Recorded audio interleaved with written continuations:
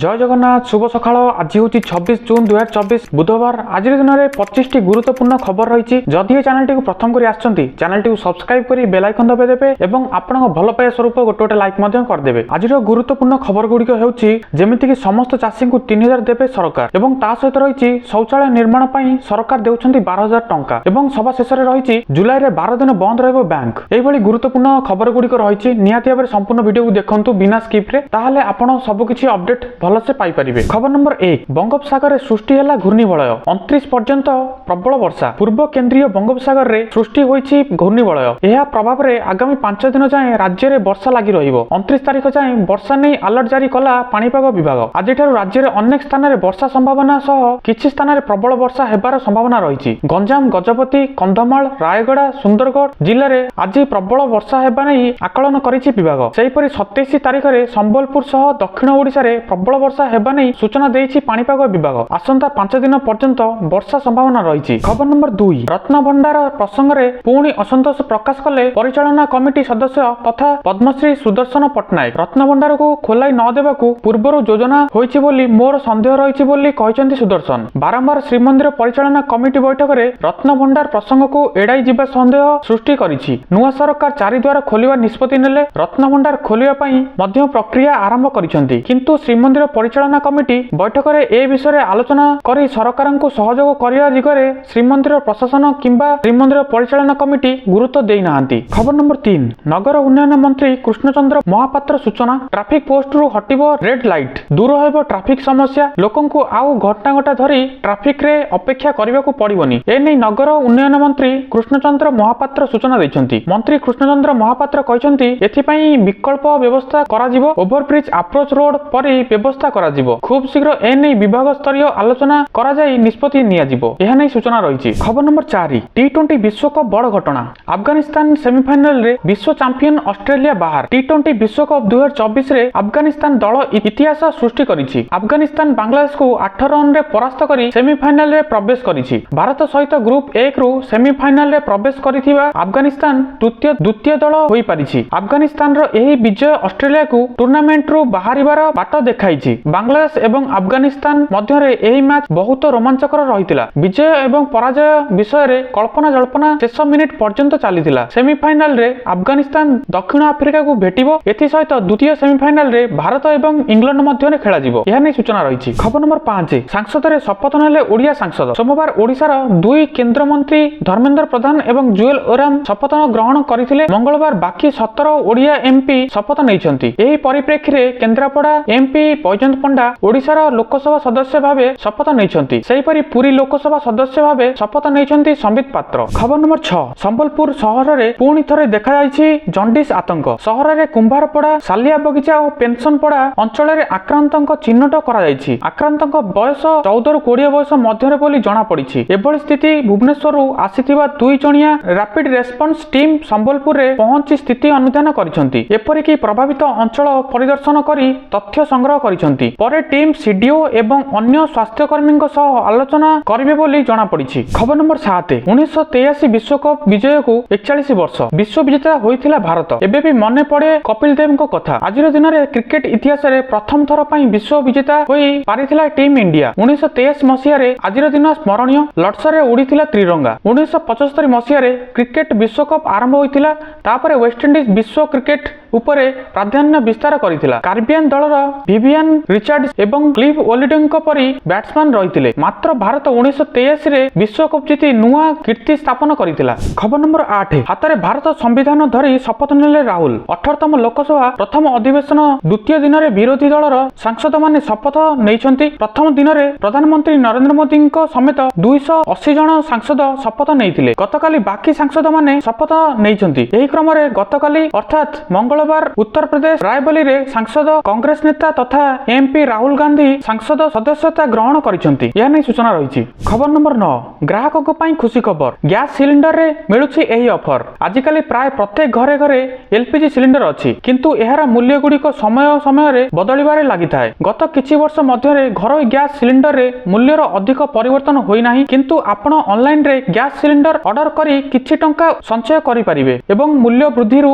मुक्ति पाई परिबे। आपण किछि प्लेटफॉर्म रे ऑनलाइन रे एलपीजी सिलिंडर बुक करि पारिबे एवं ग्यारंटी कैशबैक पाई पारिबे। डिजिटल पेमेंट सेवा प्रदान करुथिबा एयरटेल थैंक्स ऐप माध्यम रे एलपीजी सिलिंडर बुक करा जाई पारिबो। एहा ऊपर ग्राहक माने 10% कैशबैक पाई पारिबे, किंतु एही कैशबैक पई ग्राहकों को Airtel axis bank credit card माध्यम रे देबाकू पड़िबो। एहा नै सूचना रहिछि। खबर नंबर 10 छाड़ पाइबेनी खणी लुटेरा चलीछि खोलताड़ सबु जेल जिवे। राज्य राजनीति रे पुणी फेरिला खणी दुर्नीति हट चमट। खणी लुटेरा जेल जिवे बोली केन्दुझर रे मुख्यमंत्री मंतव्य पर खणी मंत्री बड़ सूचना। आरंभ होई गलानी खणी दुर्नीति खोलताड़। खोलिबो खणी दुर्नीति पेड़ी बंधा हेबे खणी माफिया। एहा सह आशा कमिशन सुपारिश को मध्य तर्जमा करी अमल कराजिबो बोली कहचंती मंत्री। खबर नंबर 11 बिस्लामपुर शपथ ग्रहण आरंभ करी जिबा बेलकू कहले जय पाकिस्तान। हैदराबाद रो एमपी तथा एआईएमआईएम रो मुख्य असदुद्दीन ओवैसी 18तम लोक कार्यालय रे द्वितीय दिन रे एमपी भाबे शपथ ग्रहण करबा समय रे ओवैसी जय पाकिस्तान स्लोगान देई विवाद सृष्टि करिसंती।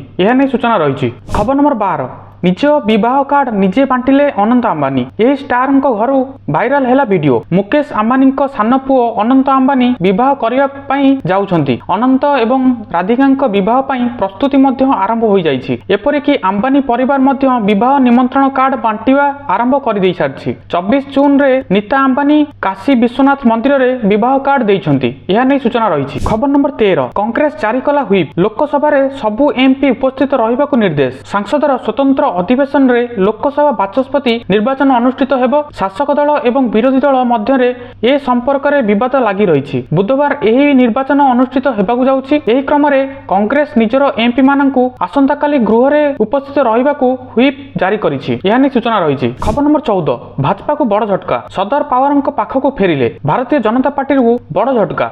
भारत छाड़ी एनसीपी रे मिसिछंती पूर्वतन केंद्र मंत्री। किछि दिन तळे भाजपा छाड़ीथिबा पूर्वतन केंद्र मंत्री सूर्यकांत पाटिल आज सदर पावारଙ୍କ एनसीसी रे सामिल होइछंती। दीर्घ 10 वर्ष पर से सदर पावारଙ୍କ पाखकू फेरिछंती। 2014 रे से शरद पावारଙ୍କୁ छाड़ी भाजपा रे सामिल होइतिले।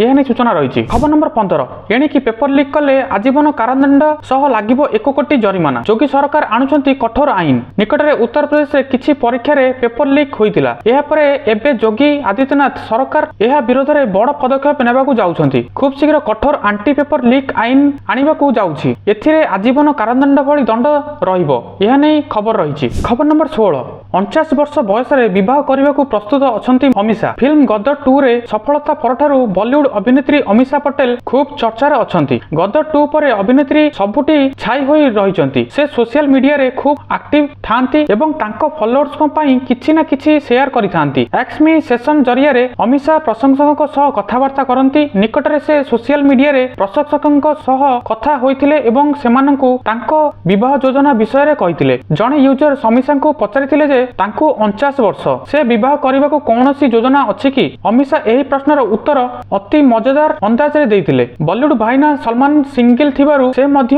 तांको विवाह करबाकू चाहुथिबा कहिथिले। खबर नंबर 17 केनिया रे गृह युद्ध परिस्थिति। संसद रे पसिले हजार हजार लोक। पुलिस गुली रे 10 मृत। आफ्रिकीय देश केनिया रे टिकस वृद्धि को विरोध करी लोके रास्ता को ओल्लाइछंती। एपरिकी संसद रे मध्य एहाकू नै हंगामा जारी रहिछि। लोकंको विक्षोभ धीरे धीरे हिंसात्मक हेबा सह अनेक स्थान रे जलापोड़ा देखिबाकू मिलिछि। राजधानी नाइरोबी रे विक्षोभकारी को दमन करिया पई पुलिस गुली चलाइबारु 10 जनक मृत्यु घटिछि। एथिरे अनेक लोक आहत होइथिबा कुआ जाइछि। विक्षोभकारी माने एही बिल को विरोध करिसंती जहा कार्यकारी हेबा परे अनेक प्रकार टिकस वृद्धि पाइबो। एहा नै सूचना रहिछि। खबर नंबर 18 प्रकाश पाइला युक्त 3 नामलेखा प्रथम पर्याय मेरिट लिस्ट। प्रथम समस्त 3टी वर्ग कट ऑफ रेभेन्सा विश्वविद्यालय रे आगरे। कला रे रेभेन्सा कट ऑफ 86.67%, वाणिज्य रे रेभेन्सा cut off 88.60%, रेभेन्सा physics cut off 91.17%, zoology रे 43.70%, इंटीग्रेट लॉ रे